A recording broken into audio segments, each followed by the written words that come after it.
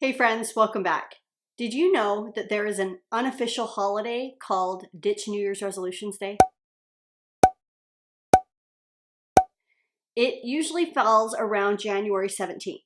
Apparently, it is also known as Quitter's Day. According to a survey done by Forbes, only 8% of respondents tend to stick with their goals for 1 month, while 22% last 2 months, 22% last 3 months, and 13% last 4 months.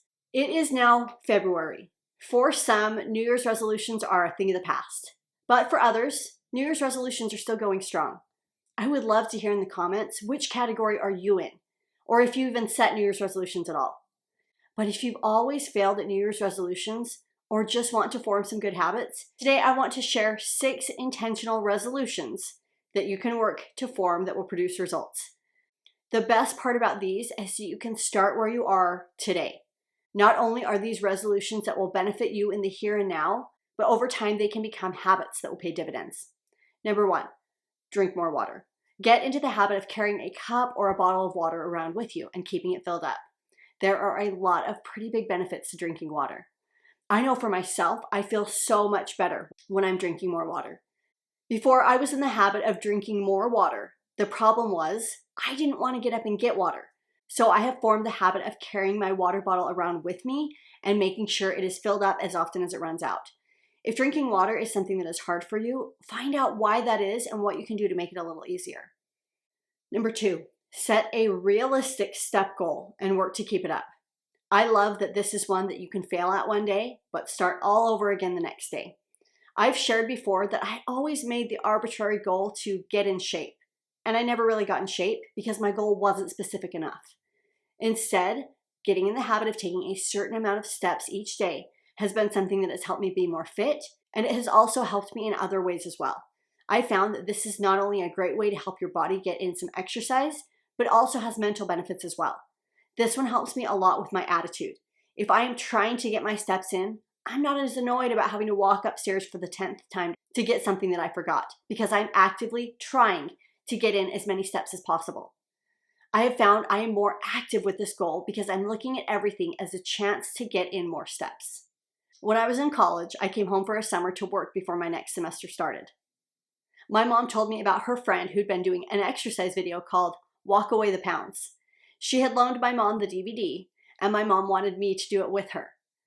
I nearly laughed when she told me about this.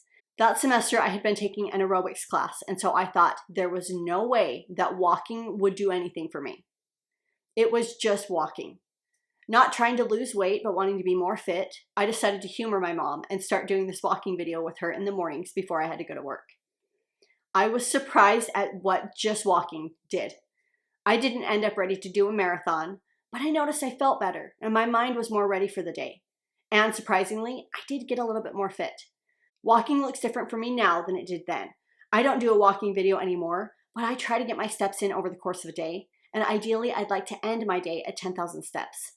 I don't always achieve this, but it gives me something to aim for and it's easy to track. My Apple Watch tracks my steps, but if you don't have a fitness watch, a simple inexpensive pedometer would do the job too. Anyone can do this without even leaving the house, without having to have any kind of special exercise equipment. It's pretty cold where I live, so while I would rather be getting outside to get my steps in, I'm not going to let myself use winter as an excuse. For me, I have formed this habit by making it a game with myself to see just how many steps I could take in a day. Obviously, the ideal being 10,000, but regardless, just being mindful to get in as many steps as I possibly can. Number 3, going to bed early. When I was in college, we would often start doing something fun at 10:30 or later. I found as I've gotten older, I can't stay up as late as I used to without paying for it for a couple of days afterwards in the form of feeling groggy and tired.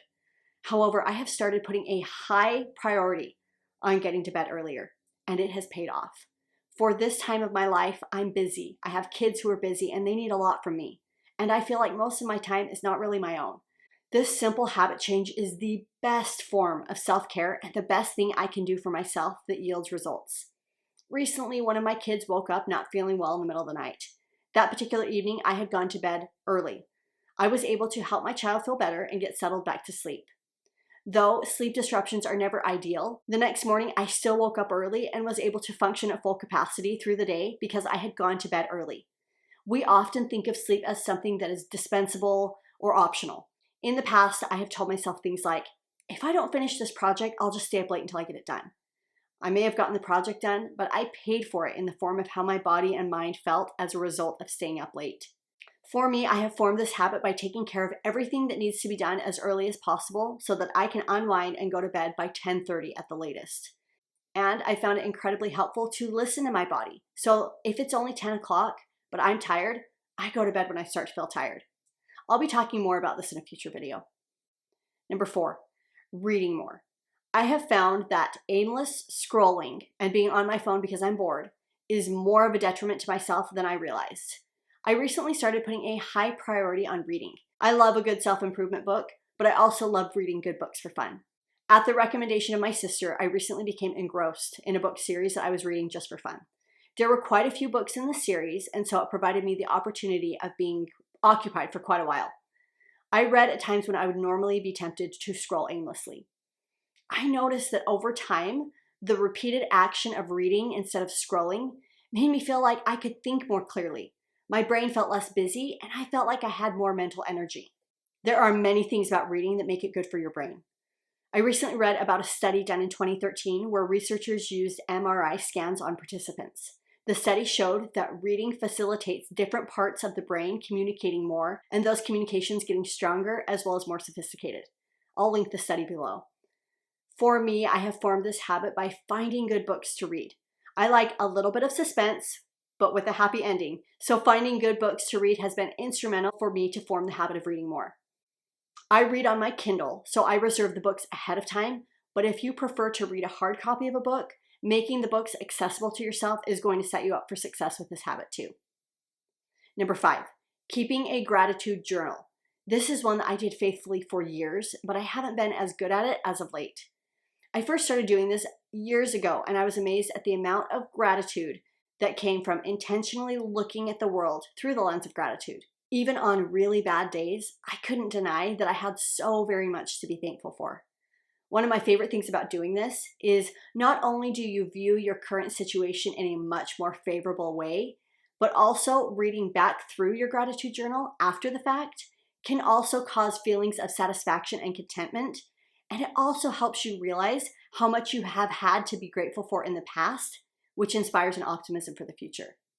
For me, in the past, when I did really well with this habit, it was because I had formed this habit by attaching it to something else. For example, writing in my gratitude journal right after I climbed into bed worked really well for me in the past. So I'm most likely going to implement that same strategy in getting back into this habit. Habits like these don't work well when you're getting to bed late or you're exhausted when you crawl into bed. So my habit of getting to bed early will definitely help with this one. But maybe for you, you'd like to do this when you're well rested, so morning time might be better for you. Know yourself and do what works best for you, setting yourself up for success along the way. Number 6, connect with others. If you're familiar with Maslow's hierarchy of needs, it's a psychological theory that is usually represented with a pyramid. I learned about this theory years ago in high school, but I hadn't looked at the pyramid for a long time. In the pyramid, the bottom level is the one that is the most urgent and needs to be fulfilled before the higher levels can be attained. The bottom level is made up of basic needs such as food, water, and shelter. And the next level up is safety. I was surprised to remember that just above safety was love and belonging and having a sense of connection. When I was a young mom with only one child, I remember how lonely I felt at times. It was just me and my baby during the days, and it seemed like the only real conversation I had face-to-face was with my husband each evening after he got home from work. I remember a friend telling me later on that she would often take the long way to her mailbox just to make sure she talked to at least one other person that day. I thought that was such great advice, and I have tried to do the same thing since. I've noticed how much better of a day I have when I'm able to talk to someone else. Maybe for you, you live alone, or you don't have the luxury of having friendly neighbors. Connecting with others could look like saying hi or striking up a conversation with someone who looks lonely in the grocery store, or even calling a friend or family member who doesn't live with you to see how their day is going. For me, I have formed this habit by recognizing how important connection is and doing my best to talk to at least one other adult outside of my house each day. Now, each of these habits can be restarted each day. If you fail at them one day, the next day is a new chance to start again fresh. Today, I also want to share some secrets that will help you set resolutions or form habits easier. I have found to set and achieve New Year's resolutions is to stop looking at them as goals that need to be reached and then checked off a list. Instead, I've started looking at them as habits I want to form and keep. This establishes a sense of permanence in my mind that these are things that I need to do indefinitely. It's kind of like cramming for a test. When you know the information you're taking in is going toward an end result, the information doesn't usually stick around. Whereas when you set out to learn something for the purpose of retaining it, it sticks around a lot longer. And so it is with habits. Sure, cramming may help you pass a test in the same way that setting New Year's resolutions may help you check an item off your list. But looking to form habits instead of New Year's resolutions will not only help you achieve your goals, but will help you achieve them year after year. And it'll be easier in the process. Once we have formed a new habit, it makes it so that our brain doesn't have to use as much willpower to get things done. For instance, if you're not in the habit of brushing your teeth, you have to think about it and wage an internal battle every time you need to do it, to say nothing of the fact that you may forget to do it altogether. Instead, when it's a habit, your brain knows, before I go to bed, I brush my teeth. A lot of times habits are intentionally, and sometimes even unintentionally, tied to other tasks. For example, when I brush my teeth, I use that time to catch up on a YouTube video or watch something else that I might not have time to watch otherwise. It makes flossing and brushing a little bit more enjoyable. This is known as a strategy of pairing. Habits can also be formed more easily if they take place at the same time each day. For example, several years ago, per the recommendation of my dentist, I needed to get into the habit of brushing and flossing 2 times a day. I was already in the habit of doing it before bed, but I needed to put it in sometime in the middle of the day. It made the most sense for me to do it after lunch.